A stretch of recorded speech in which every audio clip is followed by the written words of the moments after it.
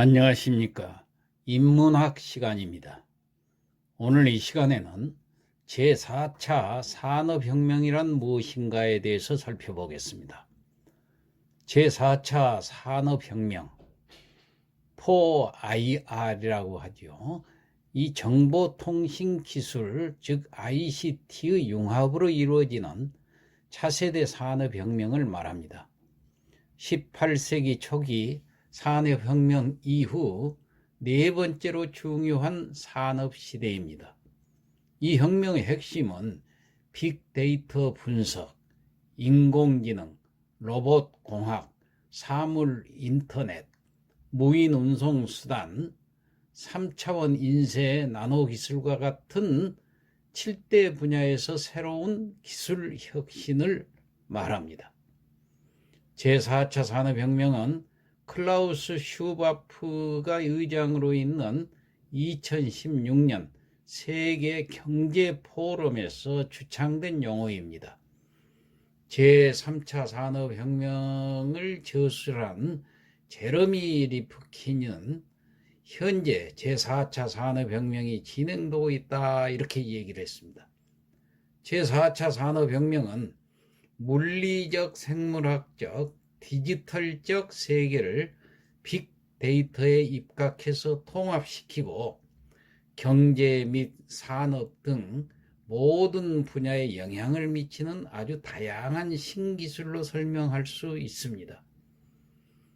물리적인 세계와 디지털적인 세계의 통합은 O2O를 통해서 수행되고 생물학적 세계에서는 인체의 정보를 디지털 세계에 접목하는 기술인 스마트워치나 스마트밴드를 이용하여 모바일 헬스케어를 구현할 수 있습니다. 즉 가상현실과 증강현실도 물리적 세계와 디지털 세계의 접목에 해당될 수 있는 것입니다. 그렇다면 먼저 산업혁명의 역사를 살펴볼까요? 최초의 산업혁명인 제1차 산업혁명은 유럽, 특히 영국 중심으로 약 1760년에서 1820년 사이에 걸쳐 일어났습니다. 대항해 시대를 주도한 덕분에 각 식민지로부터 다양한 자원과 특산품이 들어왔습니다.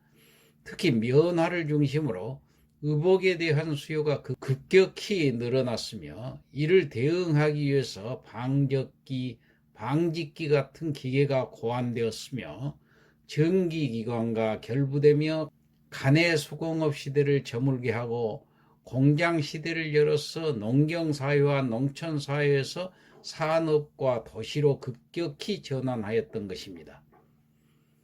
철강산업은 전기 엔진의 개발과 함께 산업혁명에서 아주 핵심적인 역할을 수행을 했었습니다. 특히 전기기관은 전기자동차, 전기선, 전기기관차 등 이동의 새로운 혁명을 가져오며 물류라든가 유통을 통한 산업혁명의 파급력을 아주 배가시켰다고 평가가 됩니다. 제2차 산업혁명은 제1차 세계대전 직전인 1870년에서 1914년 사이에 일어났습니다. 주로 영국의 발전상과 후발주자인 미국과 독일 등의 그 발전상을 구분짓기 위해서 버전을 나눴다는 의견이 있습니다. 기존 산업의 성장기였고 철강, 석유 및 전기 분야와 같은 신규 산업의 확장과 대량 생산을 위해서 전력을 사용했습니다. 이 기간 동안에 주요 기술 진보는 전기를 중심으로 모터, 전화, 전구, 축음기 및 내연기관을 포함했습니다. 또한 미국의 포드 자동차를 중심으로 컨베이어 벨트 시스템이 도입되면서 대량 생산의 시초를 열기도 하였던 것입니다. 특히 이 시기에 개발된 다양한 성과물이 1, 2차에 걸친 세계 대전을 거치면서 전차, 기관총, 가스전 전투기, 무전기 등 군수물자, 무기로 사용되면서 기계화 전력으로 엄청난 희생자를 내는 현대전의 서막을 여는 아이러니를 낳기도 했습니다. 제3차 산업혁명은 디지털 혁명이라고 합니다. 아날로그 전자 및 기계 장치에서 현재 이용 가능한 디지털 기술에 이르는 기술의 발전을 가리킵니다. 1970년대에 시작된 이 시대는 지금도 계속되고 있습니다. 3차 산업혁명의 발전에는 개인용 컴퓨터, 인터넷 및 정보통신 기술이 포함되어 있습니다. 이어서 제4차 산업혁명은 기술이 사회와 심지어 인간의 신체에도 내장되는 새로운 방식을 대표하는 디지털 혁명 이후에 구축되고 있습니다. 제4차 산업혁명은 로봇공학, 인공지능, 나노기술, 양자 프로그래밍, 생명공학, IoT, 3D 인쇄 및 자율주행 차량을 비롯한 여러 분야에서 새로운 기술 혁신이 나타나고 있는 것입니다. 세계경제포럼 암시자인 슈와브 저서 제4차 산업혁명에서 이 네 번째 혁명이 기술 발전에 의해 특정지어졌던 이전의 세 가지 혁명과 근본적으로 다른 점을 언급하고 있습니다. 이러한 기술은 수십억 명의 사람들을 계속해서 웹에 연결하고 비즈니스 및 조직의 효율성을 획기적으로 향상시키면서 더 나은 자산 관리를 통해서 자연 환경을 재생산할 수 있는 커다란 잠재력을 가지고 있는 것입니다. 제4차 산업혁명의 본질에 대해서 살펴본다면 이 제4차 산업혁명은 연결, 탈중앙화, 분권, 공유, 개방을 통한 맞춤 시대의 지능화 시대를 지향하고 있습니다. 이 지능화 세계를 구축하기 위해서 빅데이터, 인공지능, 블록체인 등의 여러 가지 기술들이 동원되고 있습니다. 맞춤 시대의 지능화를 위해서 현실 세계의 모든 내용을 가상세계로 연결한 다음 가상세계에서 빅데이터, 인공지능 분석을 통해서 예측과 맞춤을 예상하고 이를 현실 세계에 적용하면 되는 것입니다. 한국 정부는 4차 산업혁명 시대를 맞아서 국가 전략과 정책을 점검하고 정부 부처 간 정책을 조정하는 대통령 직속기구 설치 필요에 따라서 2017년 8월 4차 산업혁명위원회 설치 및 운영에 관한 규정이 국무회의에서 의결되면서 4차 산업혁명위원회가 출범하였던 것입니다. 그럼 4차 산업혁명의 핵심 기술들을 한번 살펴볼까요? 첫 번째로 인공지능. 이 4차 산업혁명을 이야기할 때 가장 많이 듣는 이야기 중 하나가 바로 이 인공지능인데요. AI라고 하는 이 인공지능은 작게는 장치가 더 똑똑해져서 나의 생활 패턴을 이해하고 스스로 알아서 동작하는 약한 인공지능에서부터 생태계 전체 생활 및 환경으로부터 최적의 해법을 제시하는 강한 인공지능을 이용해서 인간의 생산성을 최대한 올려주는 도구입니다. 즉 인공지능은 컴퓨터가 사람처럼 생각하고 판단하고 행동하도록 만드는 기술인데요. 그럼 어떻게 컴퓨터가 사람처럼 생각하고 판단할까요? 그것은 컴퓨터가 스스로 학습을 해서 어떠한 문제에 대한 답을 찾아낼 수 있도록 프로그램을 넣기 때문입니다. 그렇게 학습하는 기능을 딥러닝이라고 하는데 이 딥러닝이란 사물이나 데이터를 분류하거나 군집하는 데 사용하는 기술을 말합니다. 사람의 뇌가 사물을 구분하는 것처럼 컴퓨터가 사물을 분류하도록 훈련시키는 기계 학습의 일종인 것입니다. 즉 컴퓨터에 수많은 데이터를 넣어주면 컴퓨터가 그 데이터를 스스로 분류 분석해서 어떤 답을 도출해내는 기술이 바로 인공지능인 것입니다. 자, 두 번째로 빅데이터. 이 빅데이터는 이름에서 알 수 있듯이 빅데이터라는 그 수많은 데이터를 가지고 있는 것을 말합니다. 사실 빅데이터는 3차 산업혁명의 결과물 중에 하나였죠. 인터넷의 발전으로 수많은 데이터들이 쏟아져 나왔으니까요. 하지만 그때까지만 해도 그 많은 데이터를 처리할 만큼의 컴퓨터 성능이 뒷받침을 해주지 못했기 때문에 빅데이터가 무용지물이었었죠. 슈퍼컴퓨터가 등장한 이후에 컴퓨터가 스스로 딥러닝을 시작하면서 빅데이터는 아주 중요한 자원이 되기 시작했던 것입니다. 수많은 데이터를 컴퓨터에 넣어주면 컴퓨터가 스스로 학습을 하면서 정보를 분석하는 것입니다. 과거의 수많은 정보로 미래를 예측해 볼 수도 있죠.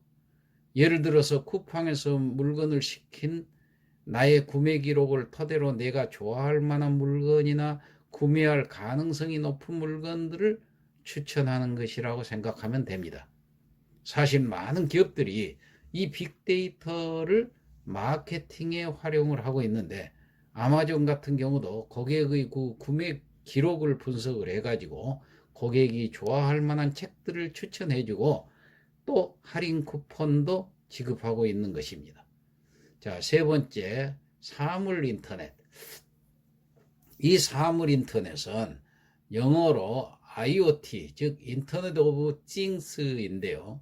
쉽게 말하자면 예전에는 인터넷이 사람과 사람을 연결해 주었는데 지금은 사람과 사물을 연결해 주는 기술로 확정된 것이 바로 이 사물 인터넷인 것입니다. 우리의 일상생활에서 이미 도입이 되어서 사용하고 있는 부분도 있죠. 스마트폰에서 집안의 가전기기들을 제어할 수 있는 기술이나 사물들은 주변의 센서를 통해서 정보를 얻는데 예를 들면 온도나 습도, 위치, 동작 등으로 정보를 파악하죠. 요즘 나오는 에어컨도 사람의 위치를 파악을 해가지고 바람의 방향을 스스로 조절하는 기능이 있는데 이것 또한 사물 인터넷입니다. 또 사람이 지나가면 센서가 인식하고 불이 켜지는 것 등 바로 이런 것들이 사물 인터넷이에요. 앞으로 이 기술의 발전에 따라서 다양한 사물 인터넷의 종류도 많아질 것이며 앞으로 우리 생활에 더 많은 사물 인터넷이 적용될 것 같습니다. 네 번째, 융합기술인데 서로 다른 분야의 기술이나 정보가 융합되는 것을 말합니다. 과거에는 기술과 기술을 단순한 융합이었다면 이제는 기술, 정보, 인간이 융합뿐만 아니라 현실과 가상의 융합도 이루어지고 있습니다. 예를 들어서 의학계에서 나노기술을 이용을 해가지고 인체를 치료하는데 기술을 접목시키는 것들을 연구 중이라고 하는데 이것도 융합기술의 하나라고 볼 수가 있습니다. 다섯 번째, 블록체인.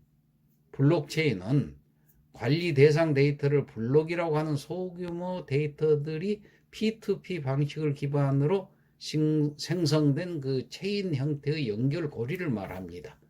다시 설명하자면은 블록체인은 공공거래장부라고도 불리는데 블록체인이 적용된 것이 바로 비트코인입니다. 이 비트코인은 지폐와 달리 컴퓨터의 데이터로만 존재하는 전자화폐 혹은 가상화폐라고도 하는데 이 컴퓨터상의 거래장부에 거래 내역을 적은 후에 그 거래 정보를 공유하는 것으로 이렇게 주고받는 거래 정보를 블록이라고 부르는데 이 블록과 블록들이 체인처럼 연결되기 때문에 블록체인이라고 부릅니다. 블록체인은 모든 사용자 간의 거래 정보를 공유하기 때문에 정보를 숨겨둘 필요가 없어서 정보 보호를 위한 경비를 지출할 필요가 없습니다. 그래서 일단 투명하게 거래되는 이 공공거래 장부이기 때문에 위조나 변조, 해킹의 위험이 없다고 해서 앞으로 공공화폐로서 기능을 감당하게 될 수도 있을 것입니다. 여섯 번째, 3D 프린팅을 들 수가 있는데 거의 대부분 자기에게 맞지 않은 기성품을 구입해 가지고 그 기성품에 맞춰서 제작 생활해 왔습니다. 이제는 개인 맞춤형 시대이므로 3차원 프린터를 이용을 해 가지고 싸고 빠르게 본인에게 맞는 본인만의 장치를 만들 수가 있는 것입니다. 예를 들어서 본인만의 음식, 본인만의 집, 본인에게 맞는 인체 조직, 본인에게 맞는 약 등이 있습니다. 이런 것들을 통해서 생산성이 향상될 수 있죠. 나노 기술은 의학이나 전자공학, 생체재료학, 에너지 생산 및 소비자 제품처럼 광대한 적용 범위를 가진 새로운 물질과 기계를 만들 수 있어서 생산성 향상에 지대한 공헌을 할 수가 있는 것입니다. 7번째, 로봇 공학을 들 수 있는데 사람을 도와주는 로봇, 예를 들어서 청소 로봇이라든가 노인 보조 로봇 등에 의해서 사회 전체의 생산성이 올라갈 것입니다. 8번째, 양자 암호가 있는데, 즉 중간에 도청자가 난입할 경우에 그 존재가 드러나며 신호가 왜곡되어서 도청자도 정확한 정보를 얻을 수 없는 보안성을 띠고 있는 그 양자 키 분배 체계라고 하는데, 보안업계에도 양자난수를 모든 IT 기기에 적용할 수 있다면 해킹 불가능한 암호 체계를 구현할 수 있을 것으로 내다보고 있습니다. 9번째, 무인 운송수단으로서 인간이 운전을 직접 하지 않음에 의해서 그 사이에 다른 일을 더 할 수가 있고 안전하게 이동할 수 있기에 생산성이 향상될 수 있을 것입니다. 자, 무인 자동차, 무인 항공기, 자율주행 자동차 등이 있는 것입니다. 이상과 같이 제4차 산업혁명에 대한 이야기를 오늘은 살펴보았습니다. 이상 마치겠습니다.